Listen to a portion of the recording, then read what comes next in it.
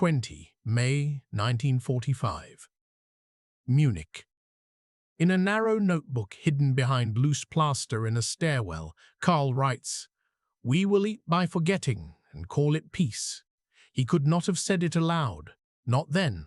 Not with Allied patrols in the street, with neighbors listening through broken walls. It is dangerous because it is true. It is a thesis disguised as a confession. It is the story of what happens after the flames go out and the receipts arrive. He is 32. He was a clerk in the city finance office before the collapse. He is a husband and the father of a girl who coughs at night. He wears a coat that belonged to his brother, who did not return from the East. He knows the sound of the siren, the taste of plaster dust, the shape of a ration card in the dark. He lives in a city broken into the language of ruins. The Germans will call it the Trümmerlandschaft, the rubble landscape. There is no poetry in it, only numbers. The mathematics of stone. 12 million cubic meters in Berlin, 6 million in Hamburg. Munich is measured in streets reduced to piles and staircases leading to nowhere. In a Bundesarchiv photo from July 1945, Frauenkirche stands like a burned-out memory under a cloudless sky. In the foreground, women bend to lift bricks. They will be called Trümmerfrauen. It is a title and an epitaph. They sort the stones with fingers that used to sew and stir soup. In the morning, they gather at the edge of blasted lots with wire baskets and picks. They wear scarves and wooden shoes. They learn the arithmetic of salvage: 1 brick saved, 2 bricks saved, 10 bricks stacked in a row. A work brigade leader from the city's Bauamt speaks in an oral history decades later, "We counted by stacks. A stack was a day, a street was a winter." In the first months, they receive extra calories for their labor. In the first months, extra calories mean you live another week. The war is over. The occupation begins. The American flag rises over government buildings where eagles were chipped from stone.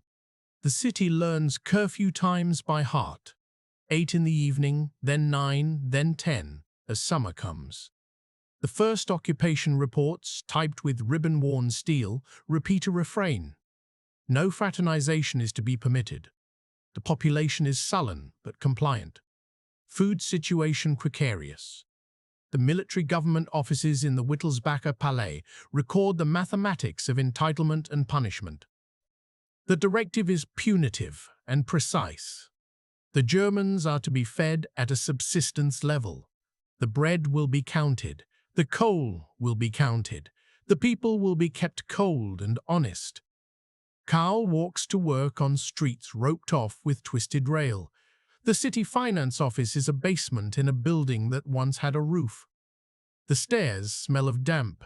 He wears a paper mask against the dust and against what he does not want to say. He files forms for rubble clearance payments and war damage claims. He keeps ledgers for buildings given numbers instead of names. He writes, "I am still a clerk, even if I am only writing names of houses, not people." He is in the arithmetic of loss. His friend's wife is now a widow because a telegram said, "missing." His neighbor's mother vanished in the chaos of April. A girl down the stairs stopped growing last year. The hunger is methodical. It teaches the body that you can live without meat for months, without oil for weeks, without heat for days, without bread for a day or two if you are careful. The ration cards are the new maps. 25 grams of fat, 50 grams of bread. The normal consumer has a daily calorie allowance that is not enough to do hard work without stealing from tomorrow. The 1945-46 winter will be called harsh. The 1946-47 winter will be called the hunger winter. The British zone falls below 1,000 calories per day for some months. In Munich, the numbers are guarded like secrets and whispered like prayers. 1,200 today. Maybe 1,300 if the Americans find something in their warehouses. Cigarettes become currency. A 10-pack is a meat ration, a pair of shoes, a night without a landlord. A carton is a coat. American soldiers trade for watches and china. Middlemen give the blank-eyed smile of men who found oxygen in a burning house. On Theresienwiese, where Oktoberfest once bloomed, men with polished hair stand next to women with sharp elbows and sell soap, butter, penicillin, stories. An Allied intelligence summary for Bavaria, July 1945. Black market activity is not incidental. It is the economy. The mathematics of survival is paid in paper rectangles that burn and in tobacco that burns better. This is the part of the story where people ask about guilt. It is not a question. It is paperwork. It is the Fragebogen, the questionnaire. 131 questions, depending on the zone. Were you a member of the NSDAP? List dates and offices. Were you in the SA, SS, NSFK, NSKK, DAF? Did you read Der Stürmer?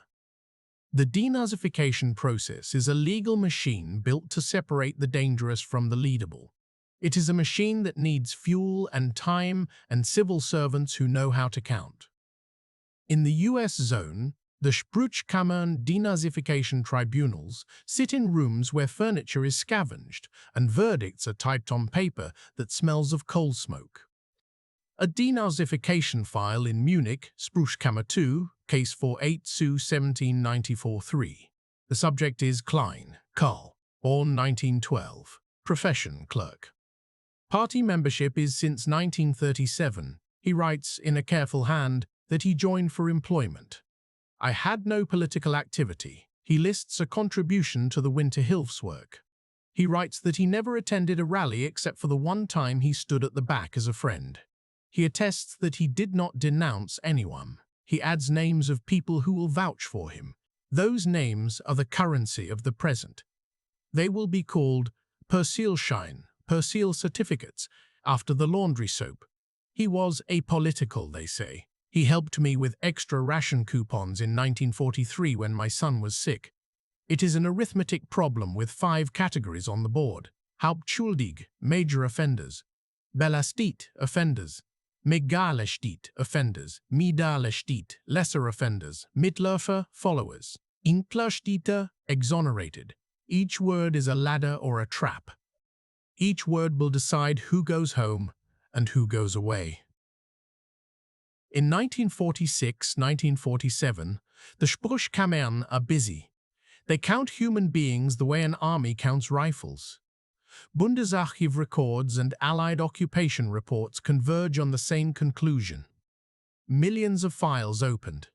Some 3.6 million questionnaires processed in the US zone.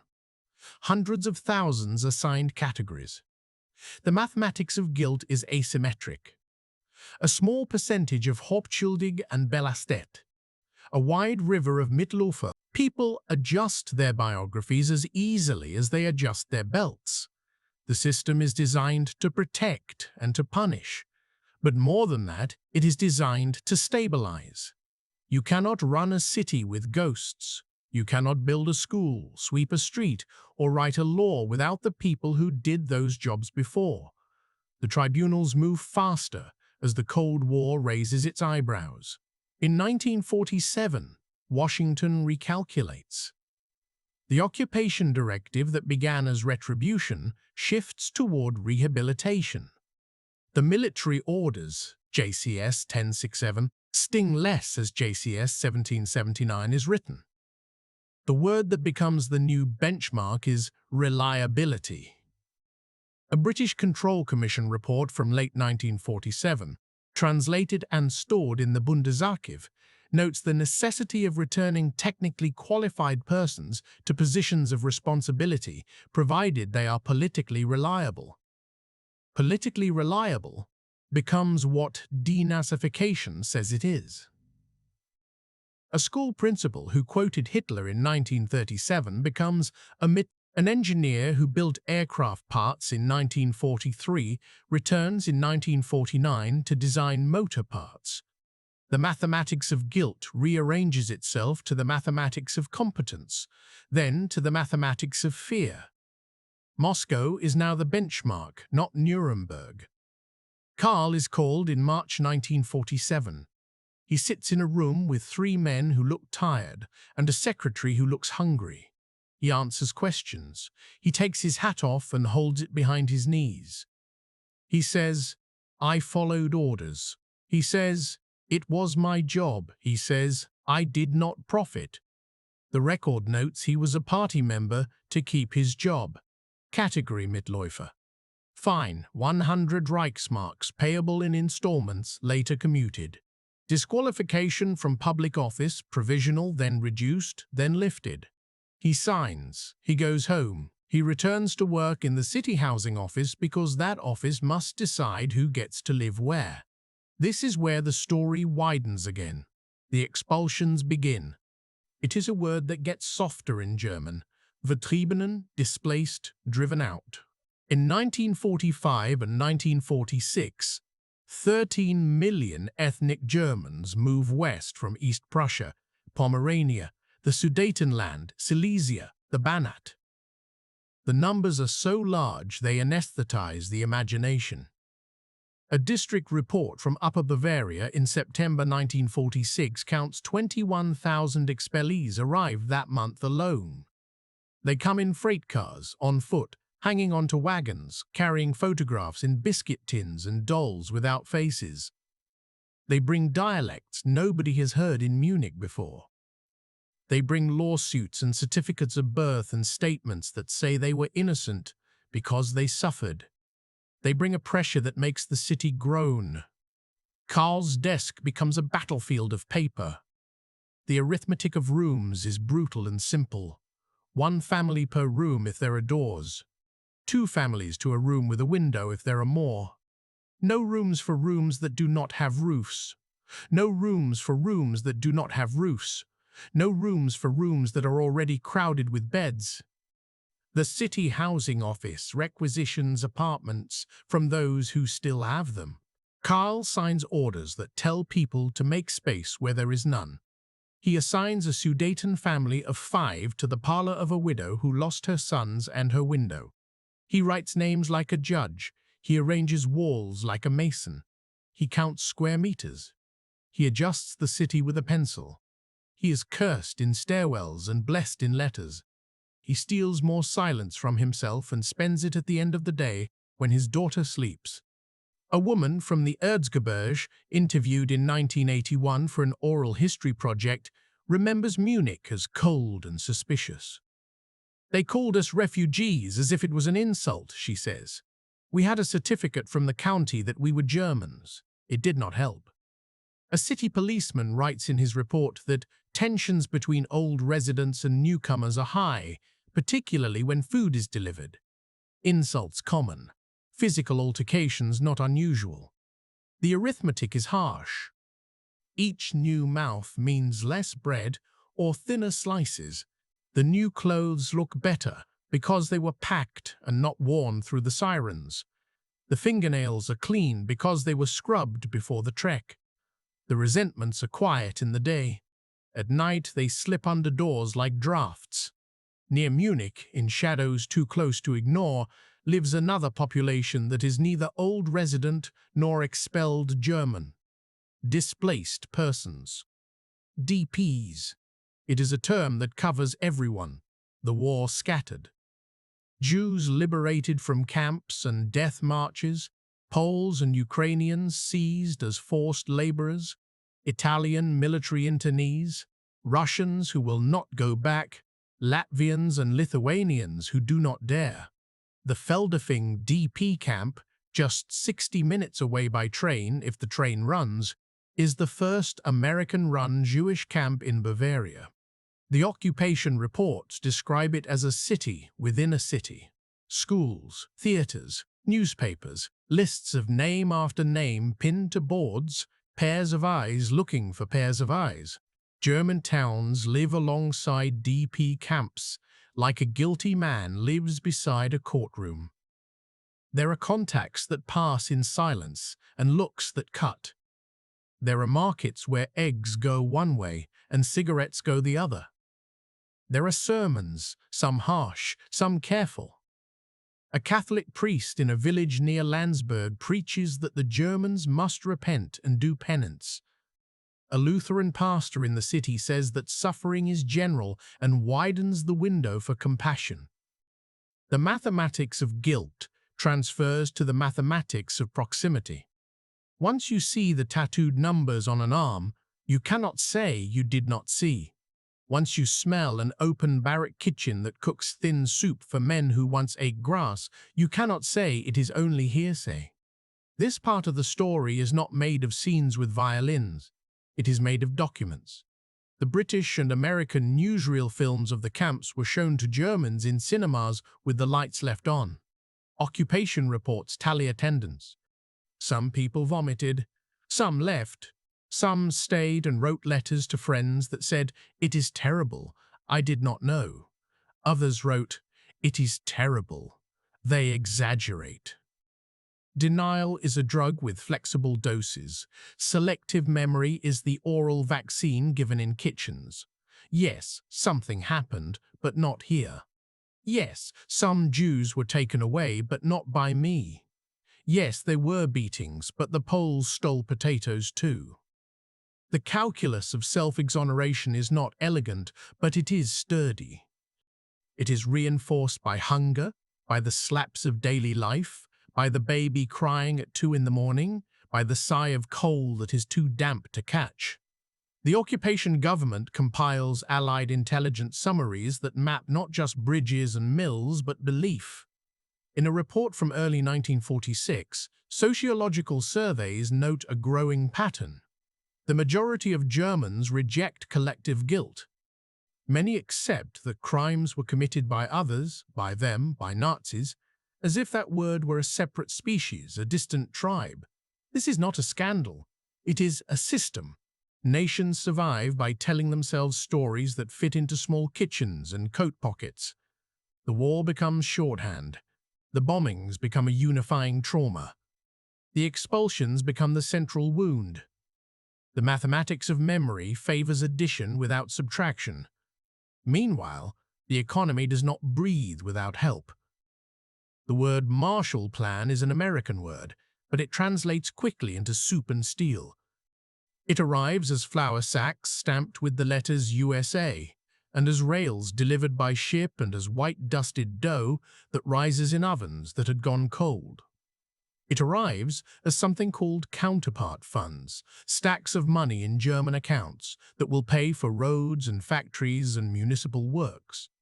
The city uses them to repair a water main that had been patched so often it was more patch than pipe. Currency reform becomes the hinge. 20 June 1948, a date that forms a ridge in the timeline by itself. People stand in lines that coil around bombed blocks to receive their Deutsche Mark. 40 marks for everyone.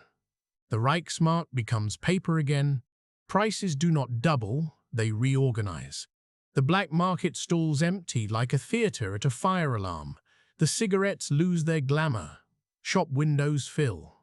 It is not magic. It is a math problem solved with a new variable. The monetary reform resets the equation between labor and bread. The economist writing the occupation report notes that hidden stocks come out of drawers, not because the people are moral now, but because the shopkeepers can count again. The mathematics of currency replaces the mathematics of barter. Karl is reassigned. The city housing office loses him to a factory because factories are the organs that will pull the economy back into the torso. He becomes a wage clerk at a machine works on the Isar. He learns the numbers of men by the hour and women by the day. He learns the rhythm of payday in a rebuilt canteen where coffee smells thinner than the stories. He sees a foreman return who had left under denazification.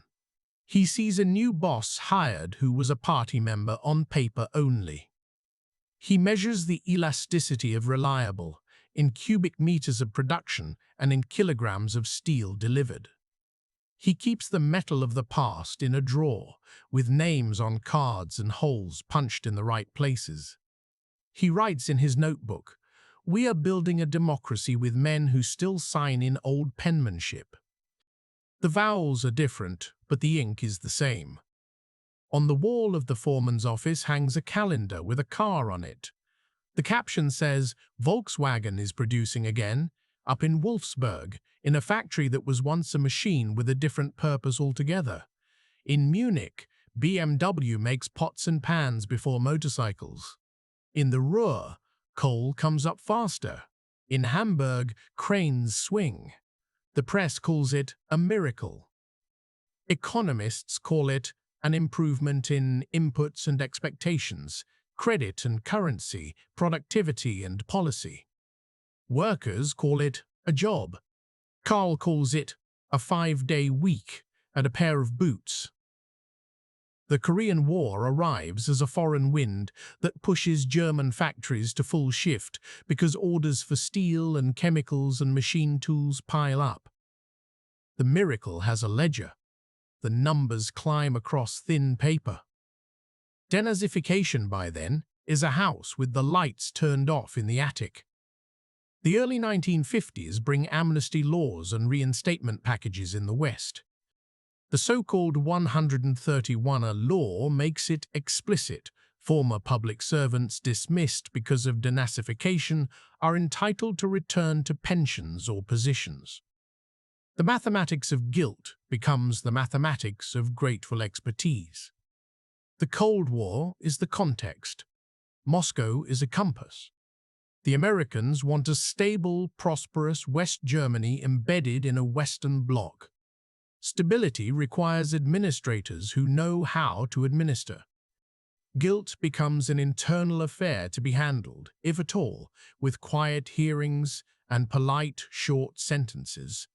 In schools, the narrative is trimmed for children. School books in the early Federal Republic adjust the syllabus. They stress the destruction of German cities, the suffering of German civilians, the fate of expellees. They mention the war crimes trials and the camps, but without prolonged detail. Teachers are often former party members, now Mitläufer on paper and reliable in practice. They speak of Germany's misguided leadership and the hardships of war. A teacher at Karl's daughter's school reads a poem about rubble women and not the women who disappeared from a street in 1938. Karl does not complain. He knows the times. He files permission slips for school holidays. He signs on the line. The city's commemoration calendar fills with new dates. Ceremony for the dead in the ruins of a church without a roof, now declared a memorial. A memorial unveiled for the victims of expulsion, a stylized cross for lost homelands. The core of the Nazi years becomes a negative space bounded by other suffering. It is easier to say we were bombed than it is to say we cheered. The mathematics of public mourning is centralized in days and stones.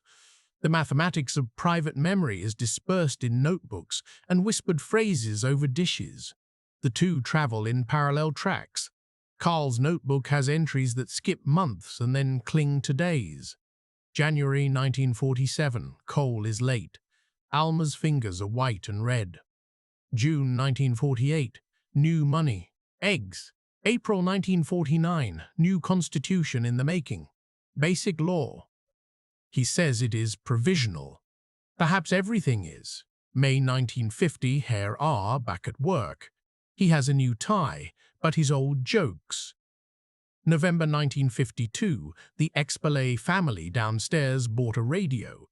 It is now loud with songs about mountains we never saw. In the East, across a line that becomes thicker and then a wall, memory is engineered with different tools. The Soviet Military Administration, SMAD, repurposes denazification into revolution. Land reform, seizures. The language of guilt belongs to class, not only to party. Monumental memory points outward. the fascist enemy, the hero worker, the solidarity of socialist nations. The East and the West diverge in their public scripts, but an old man from Pomerania still tells his grandchildren in Dresden about the house by the lake that he lost. The arithmetic of loss does not recognize political borders. On a Sunday in 1953, Karl stands in a crowd at a dedication for a plaque to the air raid victims. A pastor prays for all who suffered. He does not say who suffered because of whom. The words are poured into the crowd and they settle without residue. After, a man from a veterans association shakes hands with a man from a trades union. They both say, "Never again," and they mean it. They mean it in different ways. They mean never again bombs on cities. They mean never again bombs on cities. Some mean never again being told what to think by men in boots. Others mean never again the experiment that makes you stand alone against your neighbor. The sentence, "we did not know," remains a sentence with many uses. The years carry their mathematics forward.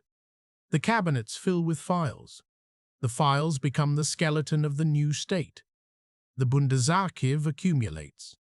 Allied intelligence summaries are declassified and translated into numbers in newspapers. Oral histories are recorded in the 1970s and 1980s when the dust has settled, but the memories have hardened. People remember their bread savings, their stack of bricks, their good American who gave chocolate to my son. People remember the DP camp as a place like a half-remembered dream. People remember the sound of a doorbell at night and prefer to tell that the bell was broken. Karl ages into this. He is not a leader and not a monster. He is not an emblem, ingent. He is an arithmetic problem that resolves only if you accept all of its terms. He had a party book because he wanted to survive in a system that measured success by proximity to a secret. He signed papers that rehoused people who were innocent and people who were not. He looked away at certain hours and helped at others. He figured out that the new democracy needed him to forget at work and to remember at home. He traded innocence for reliability because that was the cost that was charged. He never stood in a dock. He did not apologize in a square. He carried his notebook like a bandage. There are moments when denial breaks without ceremony. They happen in kitchens, in stairwells, in a moment at a bus stop when a woman rolls up her sleeve to scratch in summer and the numbers throw a shadow. In 1956, on a tram that rattles past bombed-out skeletons finally being knocked flat to make way for new apartment blocks made of the rubble their bricks left behind, Karl reads the newspaper. A small item announces a trial in a city far away that will bring to court a man who worked in a camp that the city had convinced itself was too far to count. The story is small. The train is full. He looks out the window and sees a poster for a new housing development on land that, in 1944, held forced labor barracks. He writes that night, "The city builds on top of its own ghosts. The mortgage is paid on time." The arithmetic of prosperity by then is full of commas and decimal points. In 1955, the economy of the Federal Republic grows by 9%. In 1957, pensions are reformed to share in the miracle. Kitchens are filled with appliances that hum and make life easier. There are holidays on lakes and beaches. The expellees buy large wardrobes and put their old certificates in the bottom drawers. The Sudeten associations hold meetings in beer halls with good lighting. They speak of the right to homeland and honor the dead on small altars with the insignia of faded counties. The past is organized into clubs and rituals. It is softened by hams. Karl's daughter studies French. She learns about the European coal and steel community in school. She hears names like Schumann and Adenauer. The war is a chapter. She does not ask her father for a longer version because he does not offer one. In his office, he files wage slips for men who once wore uniforms and for men who still wear factory caps. He wonders, on days when the factory whistles in thick fog, whether a country can change its skin and keep its bones and still call itself new. Some things do change. Church sermons become more direct. A new generation of priests and pastors talk to their congregations about the persecuted not as a vague collective, but as a people with names. The newspapers run serialized accounts of life in camps written by survivors who live across the street. A theater company stages a play about a man who goes missing in 1933. There are protests, but also applause. The mathematics of public conscience shifts. It does not change the past, but it adjusts the present to look at more of it. In 1959, a memorial stone to the victims of National Socialism is placed near the former Gestapo building in the city. The stone is small and difficult to find. It is official now to say the words differently, but it is still difficult to say them in full. Carl passes it on a walk back from the factory. He takes off his hat and touches the stone, and then his forehead, a gesture not from the manual but from instinct. He looks around. No one is watching. He puts his hand back in his coat because it is cold. He reads the papers about politics. He votes. He argues with a neighbor about rearmament. He shakes his head when a minister who wrote a memo in 1941 sits in cabinet in 1941, sits in cabinet in 1958. He thinks often about the numbers that made all this possible and all this inevitable. The mathematics of guilt had 4 categories, but the mathematics of survival had 1. He knows that certain men are remembered as the ones who made decisions, and others are remembered as hands. He is not sure which he was. He was a clerk. He was a hand that held a pen, that drew lines where people would sleep. He writes again, "When the Americans left more parks than graves, I did not go to the station. I stayed and walked in circles and learned to think in 2 languages. Justice in the mother tongue, peace in the other." On the 1st of May 1960, in a city that is almost new now, a parade of unions moves toward the town hall. The banners are clean. The cobblestones have been replaced with smoother stones. The cafes are full of people who have not eaten turnips for years. A DP camp named in his notebook no longer exists. Its buildings turned into apartments for workers who immigrated from Italy and Spain to fill labor shortages. The Germans now are both hosts and immigrants. The arithmetic of identity adds a column.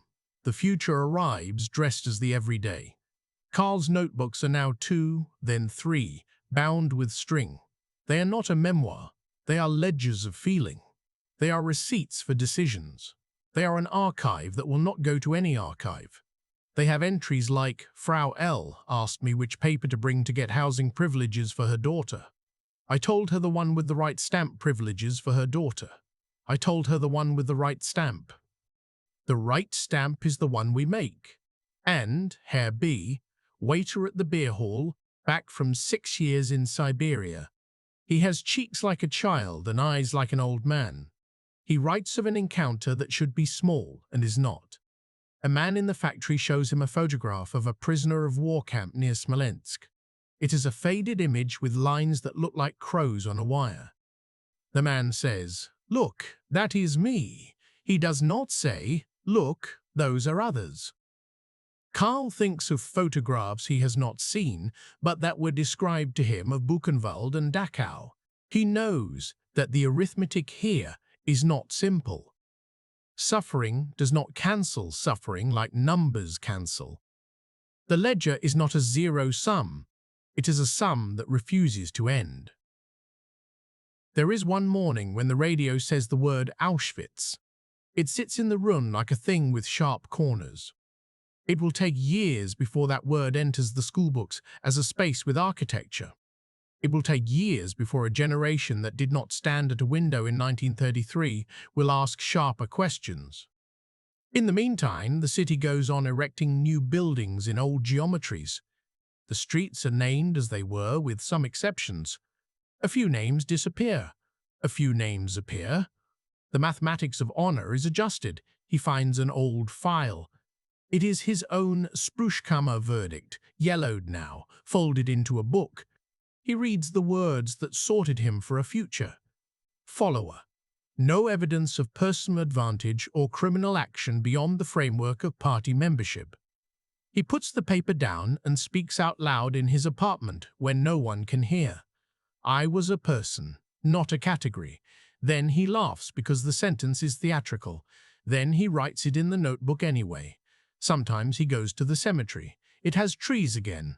The rubble was cleared and reused. The rubble was cleared and reused. The dead were regrouped and renamed. He sees stones with years that end in 1943, 1944, 1945. He sees stones from 1950 and 1951 for people who died of lungs and hearts damaged by hunger and cold. He looks at dates and does arithmetic in his head because he is still a clerk. He is not looking for an answer. He is looking for a balance. He does not know if there is one, but he continues to add. He keeps a copy of the basic law folded into his notebooks. It is a document he learned later than he should have. He reads the first article. Human dignity is inviolable. It is a line that makes his eyes water. He knows men who laughed at it in the beginning and later cried when it kept them from being beaten by a policeman. He knows that the dignity of memory is a problem the law cannot solve. In the arithmetic of the Federal Republic, dignity belongs to everyone in theory. In practice, it is handed out in certain lines at certain times. He hopes the lines get shorter.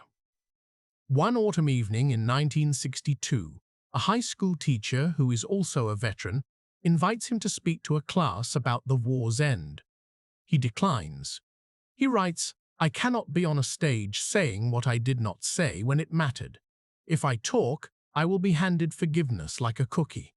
I am not hungry for that. He gives the teacher a packet of newspapers instead.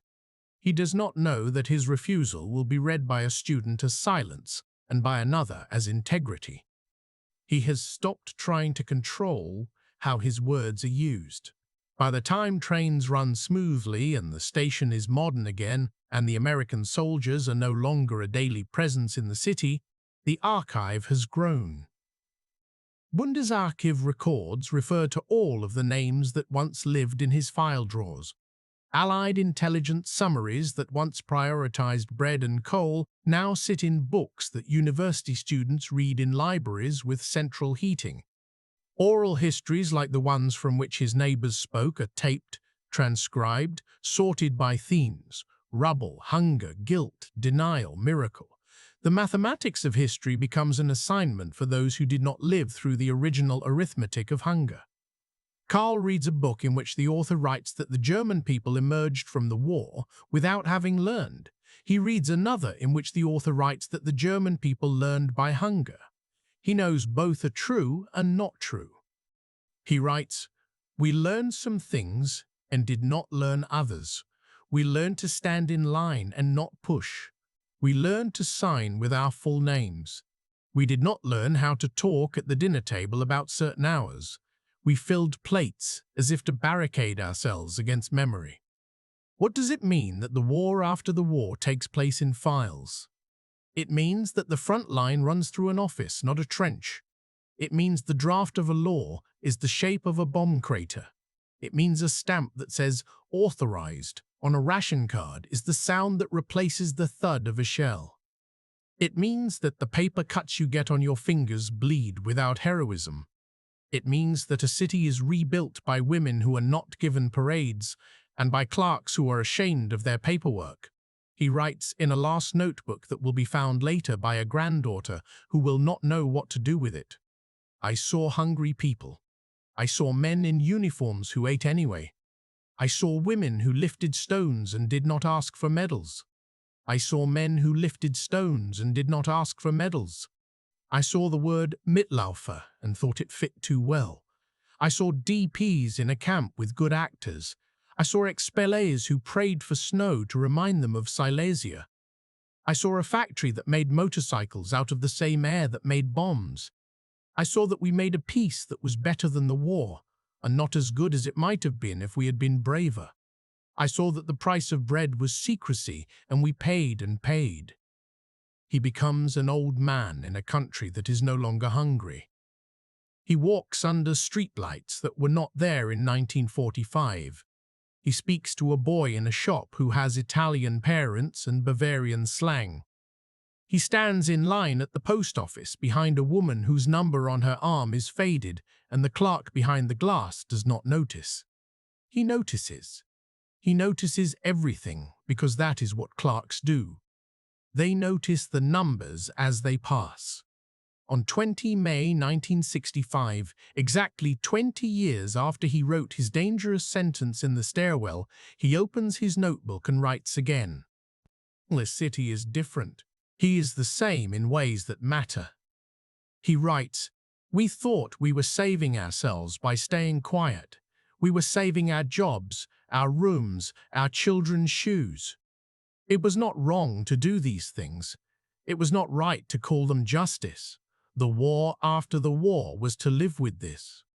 The war after the war was not to shoot and to bleed as we had, but to delay and to sign and to avoid looking into faces and to look anyway when no one saw.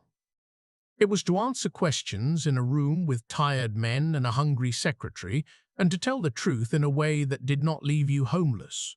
It was to build a democracy with old hands and to hope the hands learned new moves. It was to carry the notebooks and keep them. It was to acknowledge that the front line had moved. He closes the notebook. He slides it behind a row of bills. He understands the ledger that chose him. He knows there were men more guilty and men more brave. He knows the mechanics of survival and the algebra of silence. He turns off the light. For Carl, after 1945, the front line did not run across a battlefield. It ran through his memory and his paperwork, where every stamp and omission and carefully chosen word became the terrain on which he fought the war he could not name.